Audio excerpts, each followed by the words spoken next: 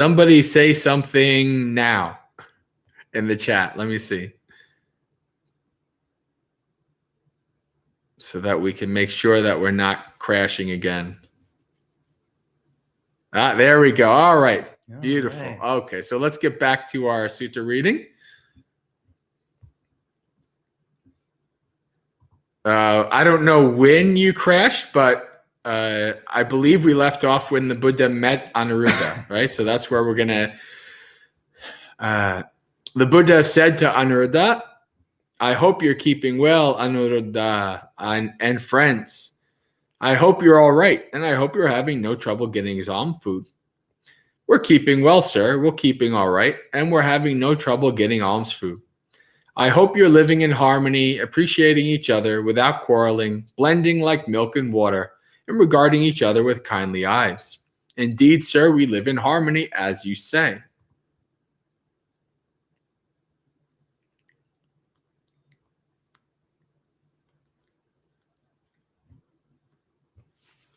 Yeah, Sierra, that's something that's very common for Buddhist converts, right? It's very common for non-traditional Buddhist people who are coming into Buddhism, but they don't really have a place near them, right? I mean, that was my experience. That's why the internet was so impactful for me. And that's why I do these things. That's why I have something like the Discord Sangha and all these things. I do that because I know what it is. I know what it's like, right? I didn't have a daily group of Buddhists, a daily Sangha, a regular community until I moved to the monastery to become a monk, right? So I understand the value of things like this, right? And so this is why it's good that you can come be a part of our community here every Monday for Dhammapalooza, at least while I'm on. Next year there's going to be some times where I'm not going to be on.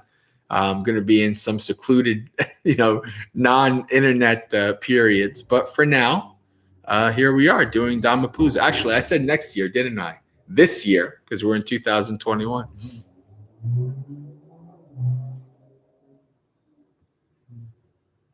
All right. So we'll continue on. But how do you live? So the Anuruddha is saying, okay, yeah, we live in harmony. The Buddha is like, well, how do you do it? In this case, sir, I think I'm fortunate, so very fortunate to live together with spiritual companions such as these, starting right off with gratitude. That's a wonderful place to start, right? That we have, first of all, you start, I'm so grateful with that I'm around good people. And the Buddha said in the verses, right? There's no companionship with the fool. Better to be by yourself than with foolish people. That was our whole topic last Dhammapalooza, right? We talked about this.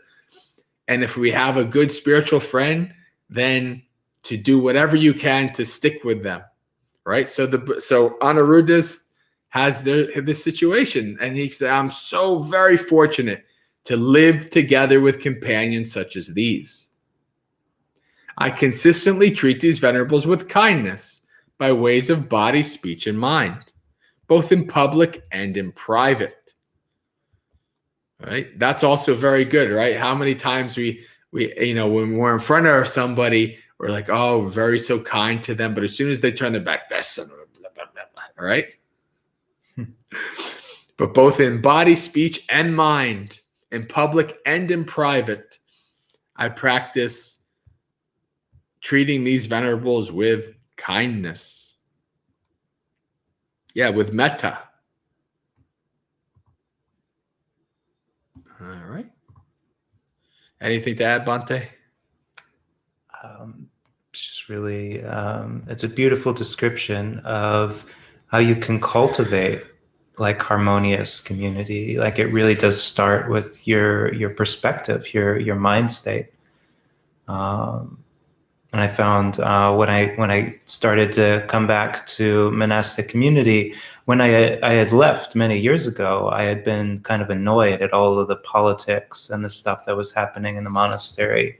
And I had often been dwelling with kind of grumbling in my mind of the people I was living with. And I'm like, well, better to live alone.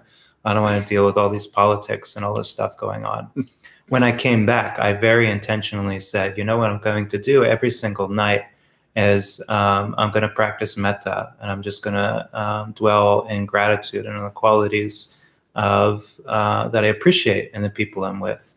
And it's made such a difference. I'm just seeing over the course of time, so many times when I could have just found myself grumbling all the time, there was this reservoir of metta, and it really helped me quickly get back to that place of saying, wow, this is not so bad. Isn't it quite fortunate? And I could appreciate, it's rare to have an opportunity to practice.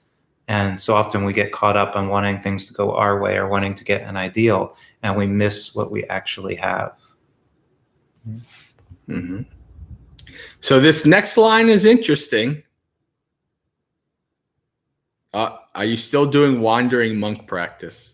We're both doing the wandering monk practice. It's just, it doesn't always entail being in the woods.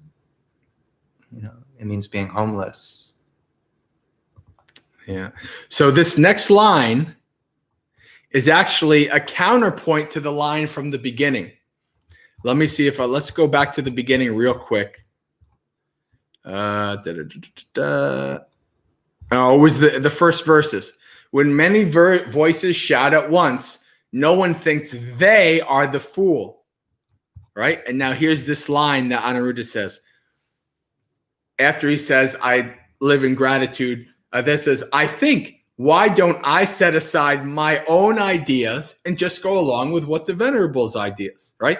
So instead of, this is the total opposite of that, right? Instead of like, I'm right, I'm the best, this is right, these people are foolish, they're wrong, right? Anuruddha is starting out with a basis of, why don't I, I'm living in community, why don't I not be too attached to my own ideas? Let's see what the community does, right? Just go along with those Venerables' ideas. And that's what I do. Though we're different in body, sir, we're one in mind, it seems to me. And then Venerable Nandiya and Kimbella spoke likewise, and they added, and it's all ellipsed, so we're gonna, which is good because don't have too much time. So that is how we live in harmony, appreciating each other without quarreling, blending like milk and water, and regarding each other with kindly eyes. Good, Anuruddha and friends. But I hope you're living diligently, keenly, and resolute. These are the three things that are most common when the Buddha talks about somebody's practicing well: diligent, keen, and diligent, ardent, and resolute. These three things. So the Buddha's like, it's very good that you're living together in harmony, but are you practicing well? Indeed, sir, we live diligently, but how do you live such a way? In this case, sir, whoever returns first from alms food prepares the seats and puts out the drinking water and rubbish bin. If there's anything left over, whoever returns last eats of what they like. Otherwise, they throw it out when there's little that grows, or drop it in water that has no living creatures. Then they put away the seats, drinking water, and rubbish bin, and sweep the refectory. Now, this is very important for living in community, right? There's no like, they're not doing as much, and I'm not doing more than, like there's this kind of like fighting over who's doing what. It's simply whoever's first, this is what they do. Whoever's last, this is what they do. It's just like they're not arguing over, they're getting out of things and I'm doing more work or anything like that. Those can be valid things that need to be talked about in a community, but they're just living together in such a way that they're like blending like milk and water. Things are just getting done. They're just working together. They don't have to, come up with elaborate schemes and flow charts of who does what when and all these kind of things. It just gets done, right? That's a wonderful thing here. They put away the seats, drinking water, and rubbish bin, and sweep the refectory. If someone sees that the pot of water is for washing, drinking, or the toilet is empty, they do it. So they see it's done. No, like, well, I did it the last 2 times. No, just, okay, it's empty. It needs to be done. I'll just do it. Right? If he can't do it, he summons another with a wave of the hand, and they set it up by lifting it with their hands. But we don't break into speech for that reason. And every 5 days, we sit together for the whole night discussing the teachings. That is how we live diligently, keen, and resolute. Figures in Ozzy likes the word keen, right? Hello, Jen. Good, Anuruddha and friends. But as you live diligently like this, have you achieved any superhuman distinction in knowledge and vision worthy of the noble ones? A meditation at ease. Well, sir, while meditating diligent, keen, and resolute, we perceive both light and vision of forms. But before long, the light and vision of forms vanish. We haven't worked out a reason for that. Well, you should work out a reason for that. Before my awakening, when I was still unawakened, but intent on awakening, I too perceived both light and vision of forms. But before long, my light and vision of forms vanished. It occurred to me, what is the cause? What is the reason why my light and vision of forms vanished? It occurred to me, doubt arose in me, and because of that, my immersion fell away. When immersion falls away, the light and vision, let me see what the insight and Samadhi, yeah. Okay.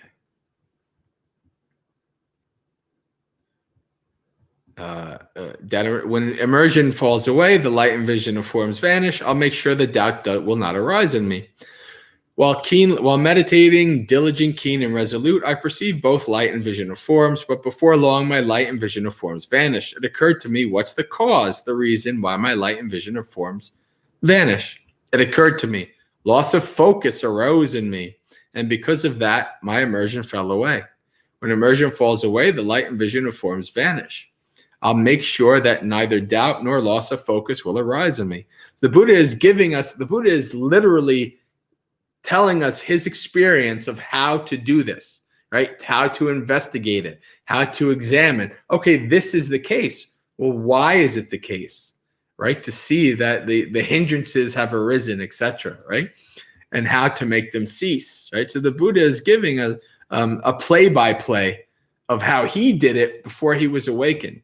Those are valuable parts of the suttas where the Buddha actually gives his own experience of how he did it. So while meditating, dullness and drowsiness arose in me. I'm going to start ellipsing here just for time. While meditating, terror arose in me. Because of that, my immersion fell away.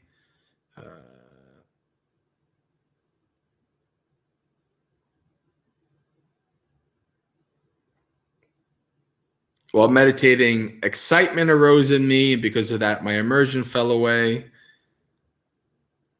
Discomfort arose in me. So he's going through all these different ways, all the hindrances and all these different aspects that can take you away from your samadhi, right? From your meditation, from your deep concentration, stillness, tranquility.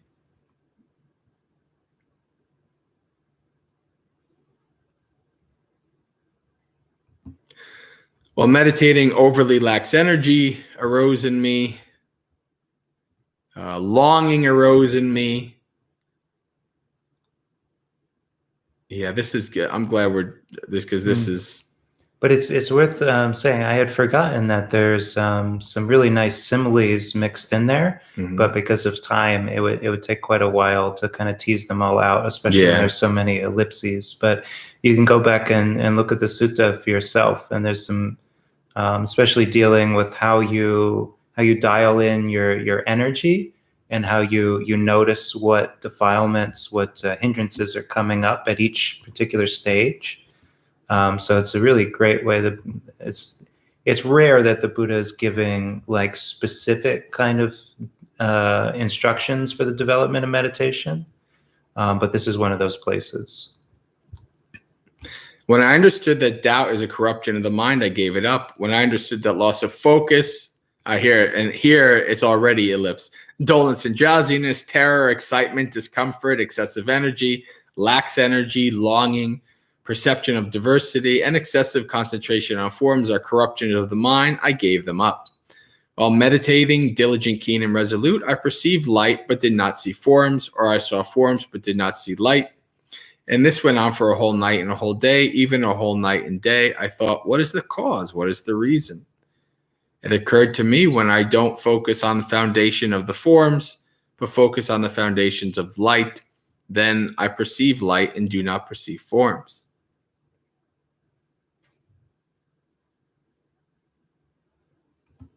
Let's see.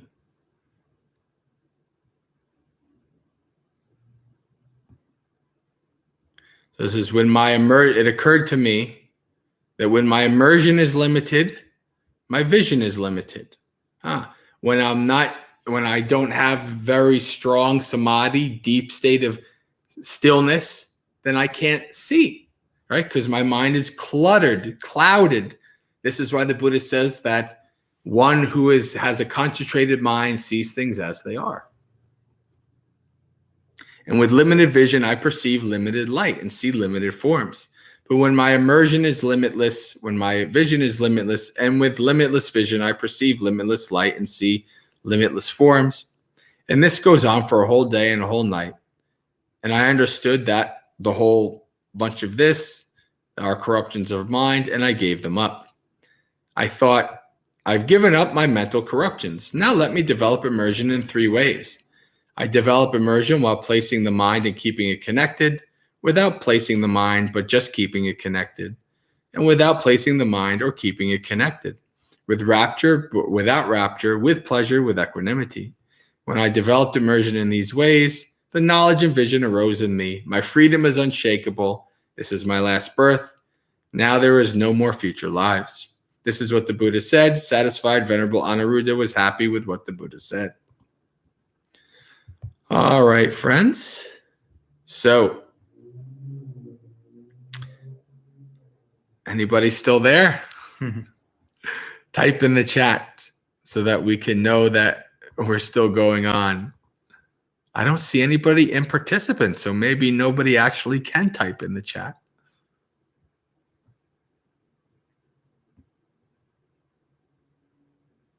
Oh. Okay, everybody's still here. Can you briefly describe perception of diversity? It's not the only place that this shows up.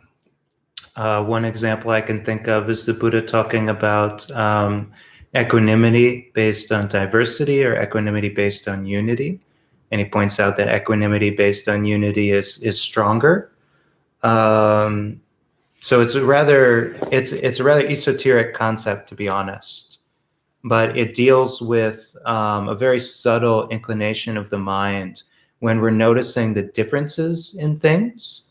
Like if you're looking now at Bhante and I, and you're focusing, okay, Bhante's a different height, a different skin tone, wearing a different color robe, and you can see both of those.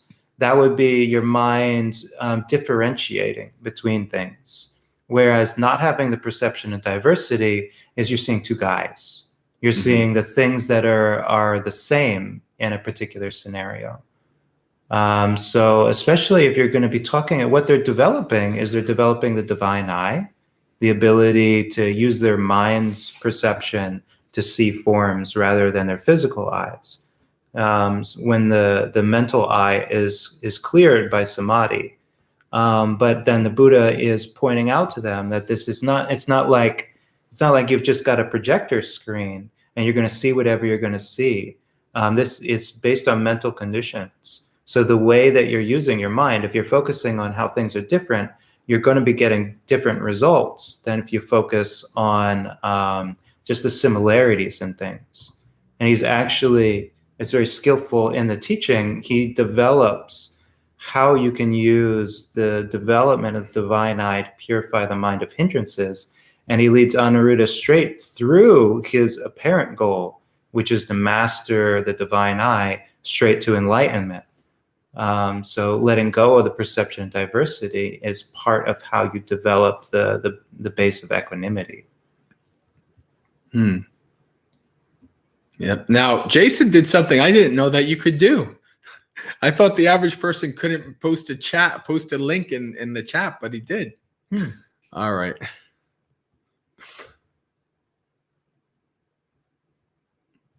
Yeah, the Pali word, while Bhante was talking, I was looking up the Pali word for it. It means diversity, variety, manifoldness. So it's kind of like, I guess, the difference between the ekaggata, the mind focused on one object, versus the mind focused on a diversity of objects. So I'm glad Bhante, you answered that, because actually you said some things that I wasn't familiar with. So I learned from that as well. So yeah, all right. it's a very subtle thing. Yeah. Yep. All right. So friends, we only have a half hour left and we haven't done our guided meditation. So I think it's time to do a guided meditation. Now, you've heard from me do guided meditations every week, but since Bhante's here, didn't see that coming. Yeah. Would you be okay with doing one, or do you want me to do it? Sure. So right. how long do you guide the meditation? Well, the session is a half hour. However long you want to do the guide, or just let it be silent, I'll leave that up to you. Okay. All right. Do you set a timer or anything, or just watch the timer? Just watch the time. Yep. Okay. Okay. So we're going to have an opportunity to meditate together. Maybe we've stirred up some interesting ideas with the sutta. Well, we can kind of start to let those settle out, and just take this opportunity. One thing that we tend not to do, especially when there's a debate or something going on, is we tend to try to keep things going, to try and think of the next thing to say, or to try and keep an idea in our mind, because ideas can have a kind of powerful force of clinging. So this is an opportunity actually to kind of intentionally let things settle. So all of the good ideas that came up, if we let them settle, we'll find that actually in the background of the mind is the energy. And that energy, if properly redirected, will just go towards our meditation object. And a great way of starting to redirect energy was suggested in the sutta. So we can maybe just think a bit about metta. Think a bit about appreciating the people that we live with, that we work with, our mentors and our teachers. And in that way, reconnect with the sense of wanting the mind to be free and calm and liberated, wanting to let go of the things that make us feel vindicated, that make us feel right, that make us feel important. Just set all that aside. It's really, it's nothing compared to being at peace. So start, and I'll give a bit of guidance on setting up a mind of loving kindness.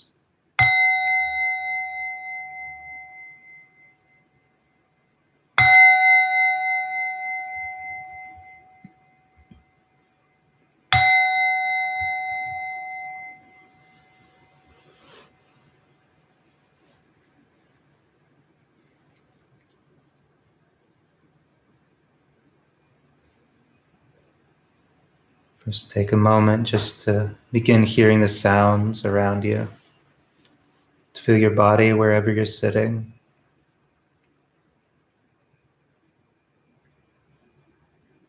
Just to appreciate it, not to judge. Just open up and start to become curious, like what's going on around.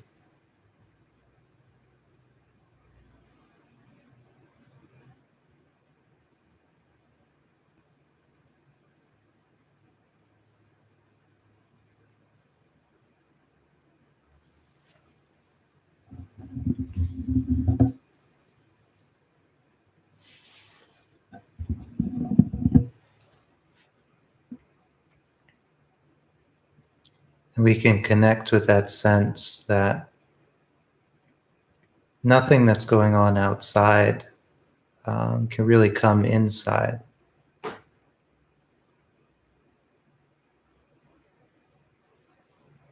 So even if there's noise around us or activity,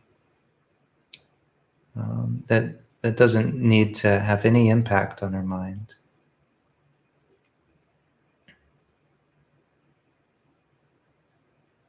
So we can let go of getting engaged with external sounds, or getting annoyed at external sounds, and recollect the mind has no form, it has no location. Our mind can't be harmed by external things. So we can really just be observers.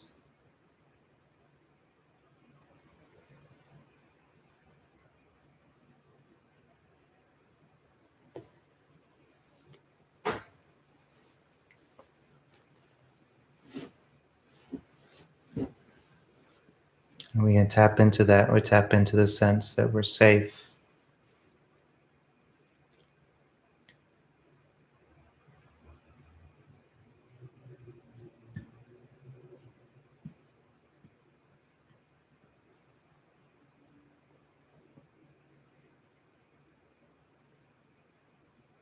Right now, where we're at, we're safe.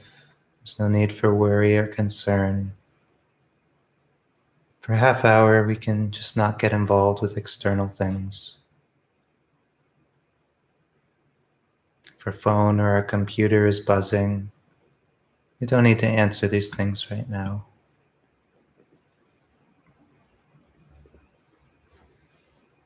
Let the world continue for half an hour.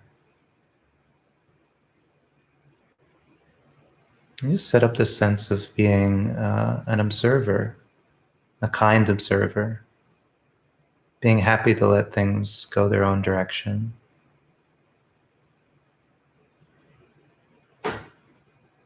Set up a sort of lubrication or fluidity in the mind. And just being okay with the things going on around us.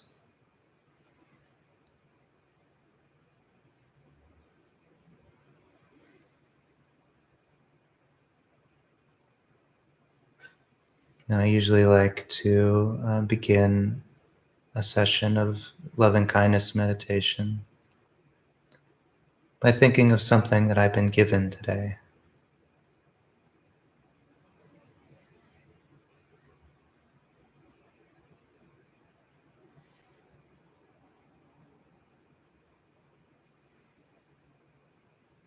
And if you haven't practiced this, it may be a little difficult, but I assure you, you've been given things.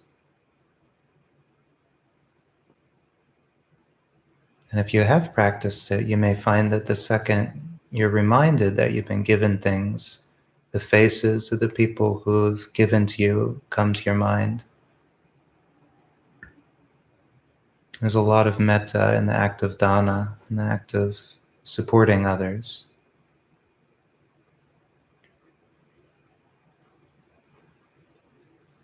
And gratitude is such a quick way to get back to a state of love and kindness. To just let go of what we might think about external people.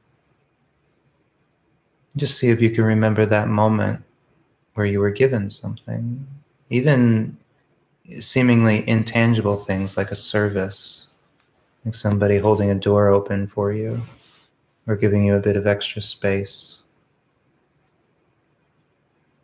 Maybe something that you have in your environment.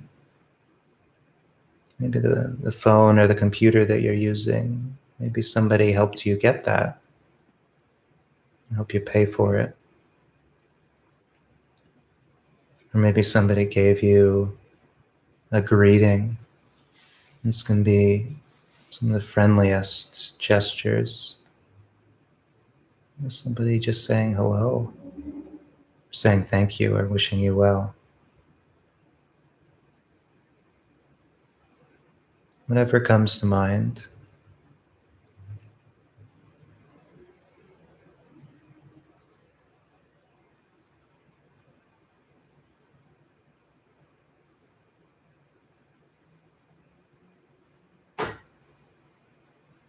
And if something comes up, you can feel that little glow in the heart.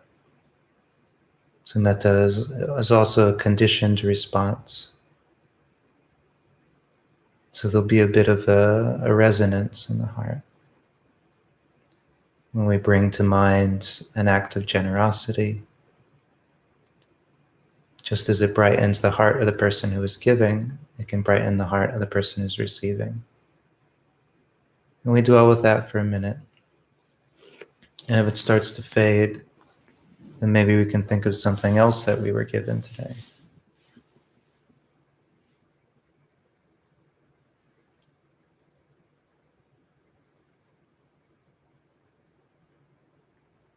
This is very easy for monks because every day we're given the food that we eat. So if you eat in anything today that was partially given to you,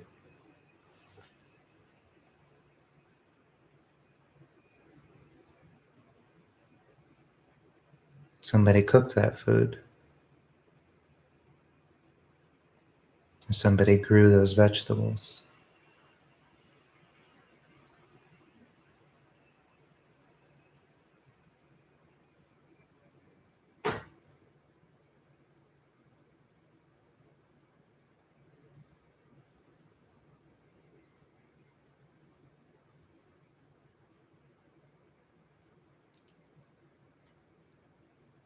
Every time we realize something that was given to us today, the heart is going to become a bit brighter, a bit more relaxed. We can actually feel our inclination to hold on to grudges just dissipating, falling away, and we can let it go.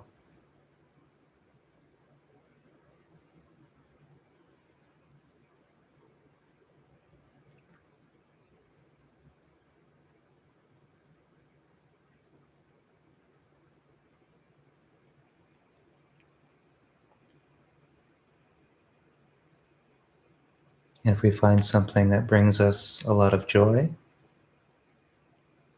and a recollection or a thought or an image of someone's face, we can keep coming back to it. As long as there's an energy in the mind, we don't need to force any of these ideas. But if we notice that our mind is happy and interested, we can totally keep returning to that thought and let this feeling of joy kind of grow. For myself, I'm thinking of the delight of one of the donors who gave us the meal today. She had made some pizzas, some little pan pizzas, and it was a kind of experiment, it seemed. And she said she really enjoys cooking. Anybody knows the greatest joy for a cook is to have people that'll eat their food. So my mind is very willing to return to this thought of her pointing out that she had made the pizzas by hand, and just the smile on her face and the joy, and sharing in that joy.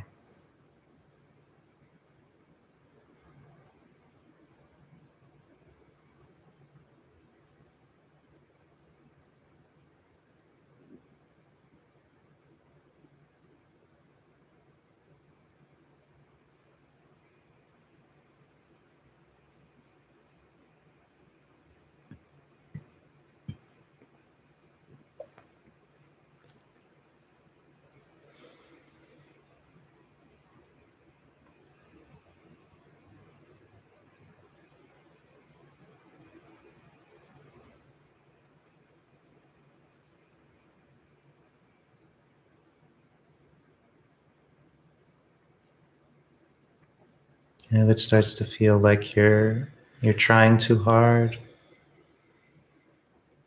You're trying too much to get a particular sensation. Just let it go. You've been given thousands of things today. Just think of somebody that you're connected with now. A parent or a child, a teacher, a student, a friend on the path.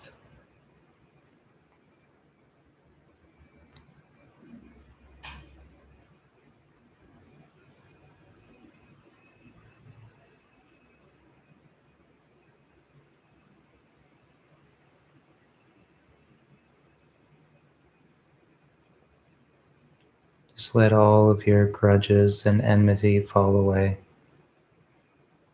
until you can't even remember what it was like to be upset at people.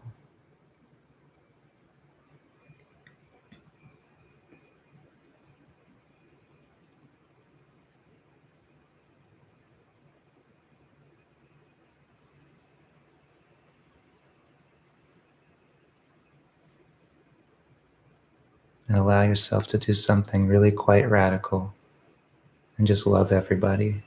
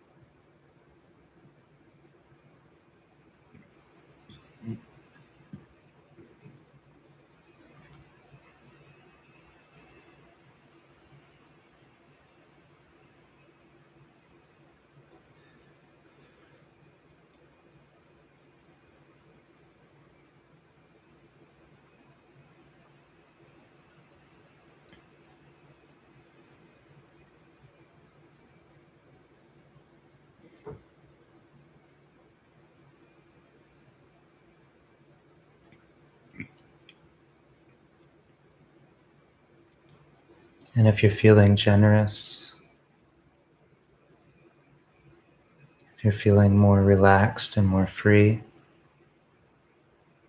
then I encourage you to actively bring to mind the people you see on a daily basis. Think of somebody that you live with.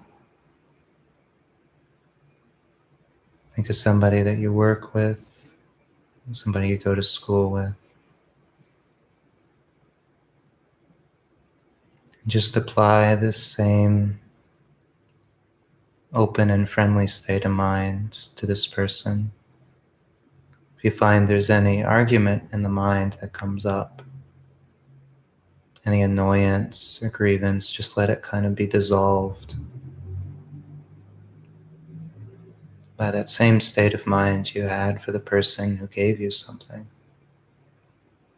And reconnect back with the sense that it's okay to be totally friendly with this person.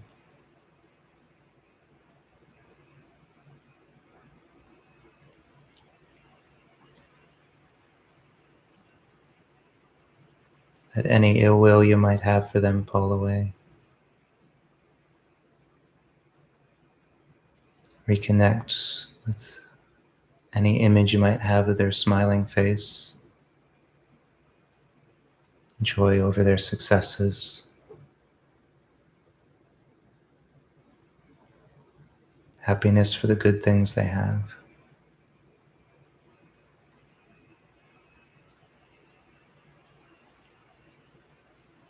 Allowing yourself to earnestly wish for goodwill between you.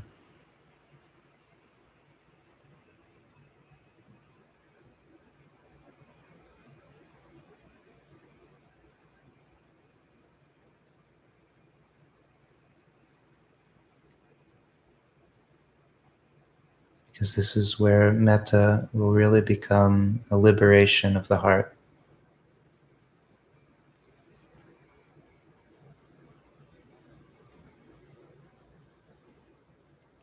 When we can dissolve the very root of conflict.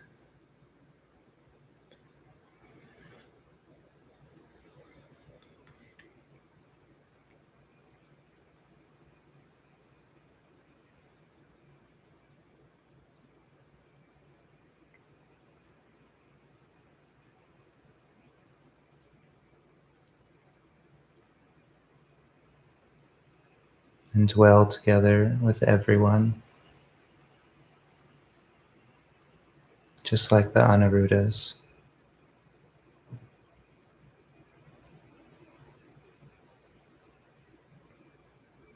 Living in concord,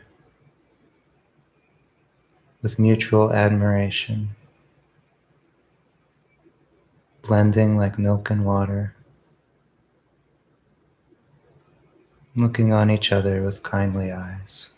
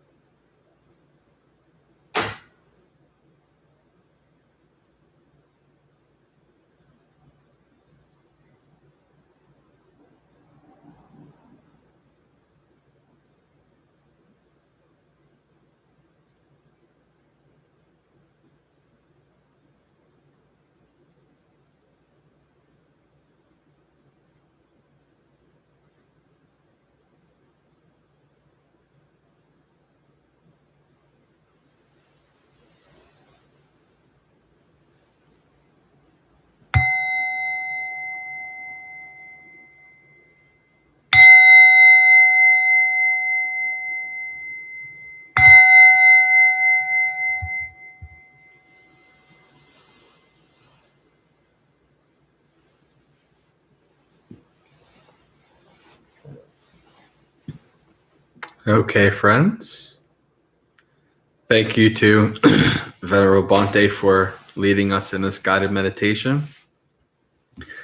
And we have a few minutes left. Is there anybody left still here in the chat with us? If there's any final questions, comments, and if not, then we can do our sharing of merits to end.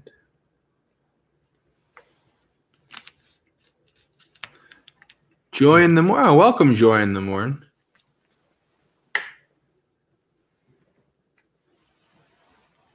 I don't know when you joined us, but I think this is the first time I'm seeing you. So welcome. It's my first time too. Okay, friends. So let's end this on a wonderful note.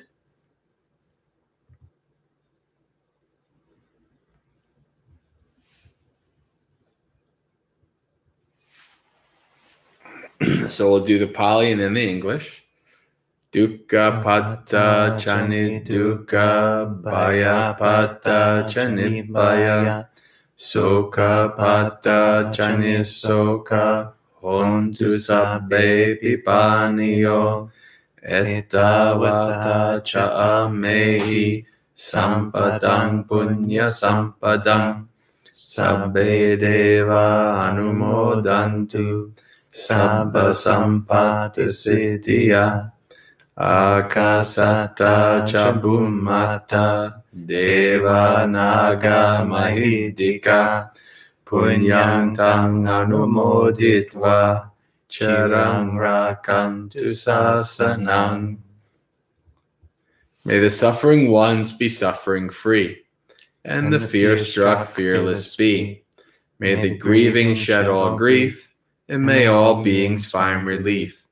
May all beings share this merit that we've thus acquired for the acquisition of all kinds of happiness.